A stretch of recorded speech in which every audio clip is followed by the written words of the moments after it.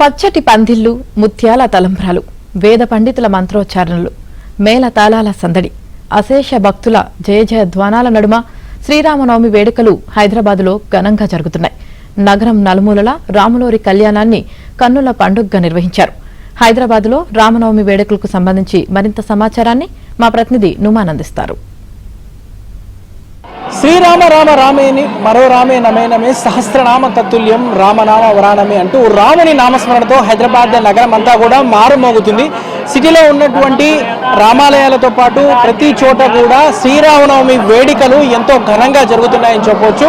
So ఈ నేపథ్యంలో ఇటు సిటీలో ఏ గేటెడ్ కమ్యూనిటీ దగ్గర చూసుకున్నా, కాలనీలో చూసుకున్నా, అపార్ట్మెంట్లో చూసుకున్నా, ఎక్కడ చూసుకున్నా కూడా ఒక కోలాహలమైనటువంటి వాతావరణం అయితే నెలకొన్నటువంటి పరిస్థితి ఉందని చెప్పవచ్చు. ప్రస్తుతం మనము బిఎన్ రెడ్డిలో ఉన్నాము. బిఎన్ రెడ్డి నగర్లో చూడొచ్చు. ఇక్కడ శ్రీరామనవమి వేడుకలు అయితే ఘనంగా జరుపుకుంటున్నటువంటి పరిస్థితి మనకు కనిపిస్తుంది. ఇక్కడ వేలాది మంది భక్తుల మధ్య ఏదైతే ఇక్కడ ప్రత్యేకమైనటువంటి ఆ పూజా కార్యక్రమాలు నిర్వహిస్తున్నటువంటి సిచ్యువేషన్ ఉంది. సో ఇప్పటికే కళ్యాణ కార్యక్రమంతో పాటు ఇతర సాంస్కృతిక కార్యక్రమాలను కూడా ఇక్కడ నిర్వహిస్తున్నటువంటి పరిస్థితి మనకు కనిపిస్తుంది. సో ముఖ్యంగా ఏదైతే మనం చూడొచ్చు, హైదరాబాద్ నగర వ్యాప్తంగా కూడా ఎక్కడ చూసుకున్నా కూడా పూర్తిగా ఒక ఆధ్యాత్మిక శోభ అయితే సంతరించుకుందని చెప్పవచ్చు. సో పచ్చటి పందిళ్ళు, ముత్యాల తలంబ్రాలు, అశేష భక్తుల జయ జయ ధ్వానాల నడుమ శ్రీరామనవమి వేడుకలు అత్యంత వైభవవేతంగా ఇటు హైదరాబాద్ నగర వ్యాప్తంగా కూడా కొనసాగుతున్నటువంటి పరిస్థితి మనకు కనిపిస్తుందని చెప్పవచ్చు. సో భక్తులు కూడా వేల సంఖ్యలో తరలి వస్తున్నటువంటి పరిస్థితి. చెప్పండి, నవమి వేడుకలు ఎలా జరుపుకుంటారు?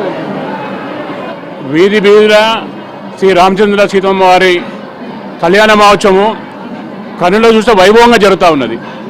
అంటే సీతారామచంద్రులది మానవ సంబంధాలకు దగ్గర ఉండే సంబంధం.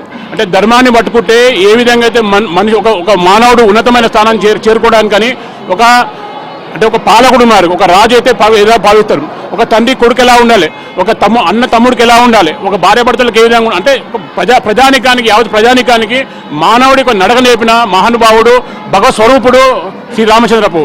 కాబట్టి అతను భగవంతుడుగా కాబట్టి నరుడుగా చూసినప్పుడు మనము నరుడు భగవంతుగా చేరుకోవడానికి ఏ విధంగా మార్గాన్ని సులభం చేసిన వ్యక్తి కాబట్టి అలాంటి శ్రీరామచంద్రుడిని ఏ ఊర్లో చూసినా, ఏ వాళ్ళలో చూసినా కానీ చూస్తూ ఉంటే ప్రతి వాళ్ళలో ప్రతి బస్తీలో కూడా ఈరోజు సీతారామచంద్రుడి యొక్క కళ్యాణ వైభవం కళ్ళలో వైభవంగా జరుగుతూ ఉన్నది. ఖచ్చితంగా ప్రజలందరూ కూడా పేరు అందరూ కూడా ఈరోజు శ్రీరాముల శుభాకాంక్షలు తెలియజేసుకుంటూ ఇలాంటి ఇంకా ధర్మస్థాపన కోసం ఇంకా కళ్యాణాన్ని హిందూ ధర్మాన్ని కాపాడడం కోసం అందరూ సంఘటితంగా ఇంకా కళ్యాణాలు కానీ ఇలాంటి బతుకార్యాలు ఇంకా జరగాలని చెప్పేసి ఆ భగవంతుని కోరుకుంటా ఉన్నాం. చెప్పండి, ఎలా జరుపుకుంటారు? బిఎన్ రెడ్డి నగర్ డివిజన్ లో సీతారామ కళ్యాణం ప్రతి గుడిలో కూడా అంగరంగ వైభవం జరుగుతుంది. కాషాయమైపై ప్రతి గుడిలో కూడా చాలా బ్రహ్మాండంగా జరుగుతుంది. ముందుగా కూడా మీ ఏబిఎన్ టీవీ వాళ్ళకు కూడా చెప్పాలి, శ్రీరాముని బాల విగ్రహ ప్రతిష్టాపన రోజు మీరు దేశం మొత్తం చూసే విధంగా బిఎన్ రెడ్డి డివిజన్లో చేసిన ప్రోగ్రాం చూపించడం జరిగింది. గతంలో చూపించిన కృతజ్ఞతలు ఏబిఎన్ టీవీ గారికి కూడా చెప్తున్నాం. అందరూ సుఖశాంతులతోని ఉండాలని ఆ భగవంతుని కోరుకుంటున్నాను.